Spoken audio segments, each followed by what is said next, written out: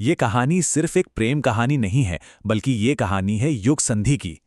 मतलब एक ऐसे टर्निंग पॉइंट की जब एक जमाना खत्म हो रहा था और दूसरा दूसरा एक ऐसा जमाना शुरू हो रहा था जहां नैतिकता की कोई जगह नहीं थी। और ये कहानी उस एक चिंगारी की है जिसने दो बहुत बड़ी सल्तनतों के बीच एक महायुद्ध छेड़ दिया। जरा सोचिए, एक पल के लिए सब कुछ रुक गया। ऐसा लगा जैसे वक्त थम सा गया हो। जो तूफानी बारिश हो रही थी, उसकी बूंदें भी जैसे हवा में ठहर गईं, बिल्कुल शांत।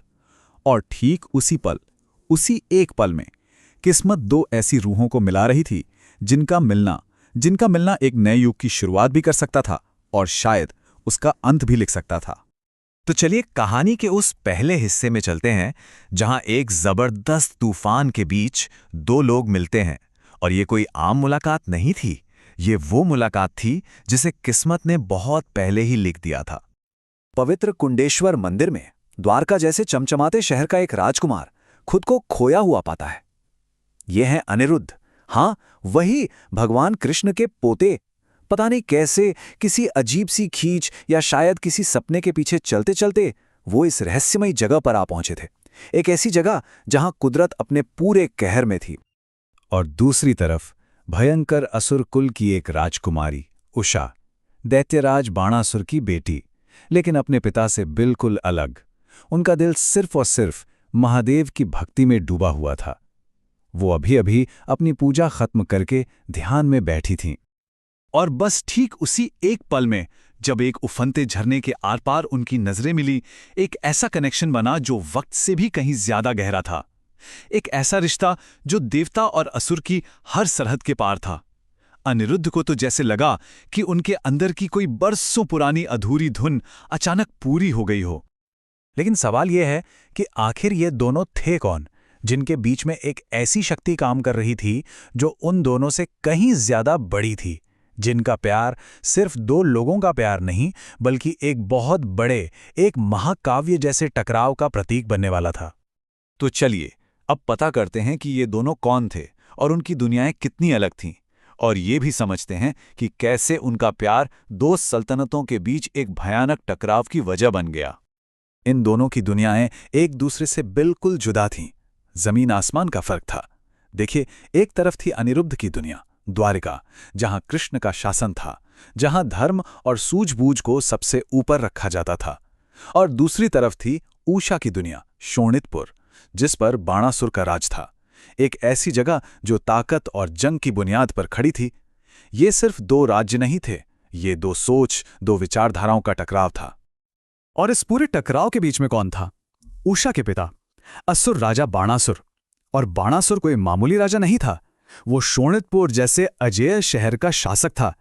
भगवान शिव का बहुत बड़ा भक्त, इतना बड़ा कि शिव ने उसे 1000 भुजाओं की ताकत और जंग में कभी ना हारने का वरदान दिया था। और वो कृष्ण के राज्य द्वारका को अपने लिए सबसे बड़ा खतरा समझता था। लेकिन एक बात समझनी होगी, बाणासुर की ताकत सिर्फ उसके घमंड में नहीं थी। उसकी असली ताकत थी महादेव के लिए उसकी अटूट भक्ति। वो खुद कहता था, मेरी ये पूरी नगरी, मेरी ये 1000 भुजाएं और मेरा ये जीवन, सब कुछ उन्हीं की कृपा है। और यही बात उसे एक आम विलन से कहीं ज्यादा कॉम्प्लेक्स और गहरा बनाती है। और बस यहीं से ये कहानी एक मामूली सी प्रेम कहानी नहीं रह जाती।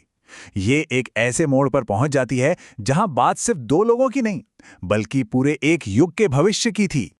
जैसा कि मैंने शुरू में कहा था, इस कहानी का जो कोर आइडिया है वो है युग संधि। इसका मतलब क्या है? युग संधि मतलब दो बड़े युगों के बीच का समय, वो धुंधला का, जब एक युग यानी धर्म का युग, द्वापर युग, जा रहा था और एक नया, बिना किसी नैतिकता वाला युग, कलयुग, आ रहा था। ये वो दौर था जब सही और गलत के बीच की लकीर धुंधली पड़ने लगी थी। और ये कहानी एक बहुत ही गहरा सवाल उठाती है। लेखक की भूमिका में भी ये सवाल है कि उस ज्ञान की धरोहर को कौन संभालेगा, जिसे कलयुग की नैतिकताहीन आंधी बुझा सकती है। मतलब जब एक अच्छा दौर खत्म हो रहा हो तो उसकी अच्छाई को, उसके ज्ञान को आने वाले बुरे वक्त के तूफान से कैसे बचाया जाए। तो अब ये साफ है कि उनका ये प्यार जिसे किस्मत ने लिखा था, ये बस एक चिंगारी बन गया। एक ऐसे बड़े टकराव की चिंगारी जो ये तय करने वाला था कि क्या एक युग के अंत में समझदारी और ज्ञान जिंदा रह पाएंगे या नहीं।